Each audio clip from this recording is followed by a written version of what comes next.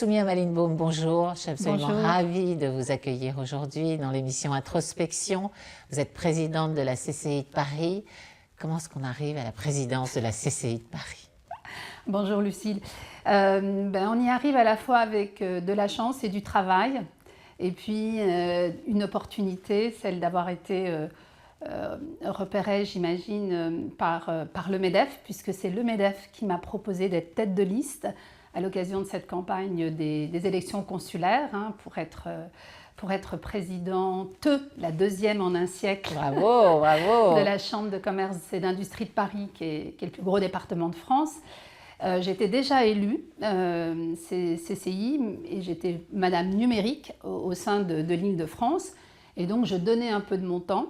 Ça fait partie de mon engagement, à chaque fois, de pouvoir prendre des engagements auprès d'un intérêt général ou d'un service public. Donc, je le faisais à la Chambre de commerce. Et puis, on est venu me proposer de faire campagne et de lancer ce défi de gagner ces élections. Donc, j'y suis allée. Très peu préparée finalement, mais tout arrive très vite et on a des ressorts d'énergie qui nous arrivent quand on veut se donner aussi ce défi. Et j'y allais pour gagner et effectivement j'ai gagné. Donc, ça c'est clair que de l'énergie vous en avez, donc vous êtes juriste de formation, vous êtes très engagée dans tout ce qui est diversité, inclusion, parité, ça vous porte et vous avez cette envie d'aider les femmes. Votre sœur est ministre, a été ministre. Il y a quelque chose dans votre famille qui fait qu'on a envie de faire bouger les lignes. Oui, c'est l'énergie de cette différence, de cette singularité, du fait que finalement on n'est pas forcément toujours à sa place, puisque moi je suis originaire d'Algérie. Mes parents sont arrivés fin des années 50 dans le nord de la France, dans une petite ville de province. Et là, j'ai vécu avec mes frères et sœurs, nous étions 6 dans une cité. Donc, à un moment donné, évidemment, nos parents nous élèvent dans l'école, dans les codes de la société dans laquelle on est, et en même temps dans les traditions musulmanes que sont celles de mes parents. Et puis, à quel âge vous êtes un petit peu sortie Mais à un moment donné, il faut étudier. C'est vraiment l'école, c'est vraiment l'enseignement qui est le chemin de la meilleure intégration. Et à l'époque, c'était possible et ça marchait. Pourquoi c'est plus possible aujourd'hui? Parce qu'aujourd'hui, il y a un demi-million de décrocheurs en France qui sont issus de la 4e génération qui était la mienne. 3 générations plus tard, les Français d'origine étrangère qui ont fait des enfants qui sont nés ici, la cohorte principale, ce sont des jeunes issus de l'immigration et qui n'ont pas le bac, qui décrochent, ou post-bac, qui n'atteignent pas. Donc, c'est multifactoriel, on n'est pas en train d'expliquer les raisons, mais la situation, c'est qu'à mon époque, la chance, c'est que l'intégration par l'école, par les études supérieures et par le travail était la voie royale. Et mon père nous a enseigné ça, il nous lisait Le Monde tous les soirs en français. Et donc, on a été très biberonnés, je dirais, à l'école, à l'enseignement, à l'apprentissage. Et puis, très vite, après mon bac, moi, j'ai voulu quitter Saint-Quentin, parce que cette ville représentait justement ce déterminisme social dans lequel on nous avait finalement assignés à résidence.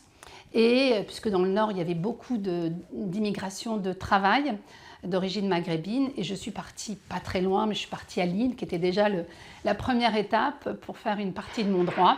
Et très très vite, ma destination finale devait être Paris. Et ça l'a été. Et déjà à l'époque, vous étiez très engagée pour les causes féminines ou c'est venu après ça, quand vous avez peut-être rencontré des difficultés à être femme? Oui, en fait, à l'université, je suis arrivée à Assas pour ma dernière année de droit. Donc là, c'était le GUD qui sévissait à l'époque, fin des années 90, enfin non, plutôt 80, oui. Et effectivement, tout de suite, j'ai compris qu'il y avait des sujets de discrimination. Et puis, c'était déjà, je dirais, un peu dans mon ADN, cette différence, on vous la rappelait assez souvent, puisqu'à l'époque, je dirais, on était dans un environnement où le sexisme, le racisme étaient totalement décomplexés, ordinaires. On ne pouvait pas aller frapper à la porte du défenseur des droits ou d'une quelconque association. Je vous parle de cette époque, c'était dans les années 90, 80, 90. Alors, il y avait quoi? Il y avait de la colère en vous, de l'incompréhension? Non, Qu'est-ce il y que vous avait ressentiez? plutôt de la résilience, toujours de Ouais. l'énergie, et puis une volonté effectivement de changer la donne, de vouloir changer les choses. Et donc ça, c'est quelque chose qui m'a tout le temps animée.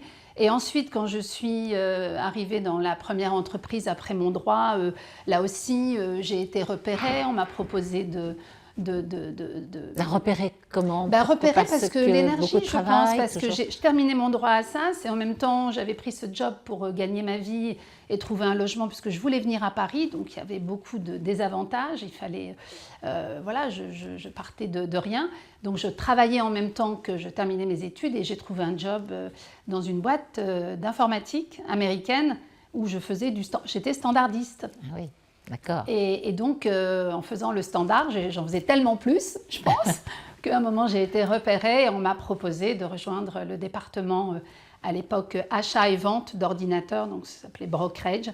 Et ils ont cru en moi. Là aussi, c'est de la chance. Et là, j'ai... La chance.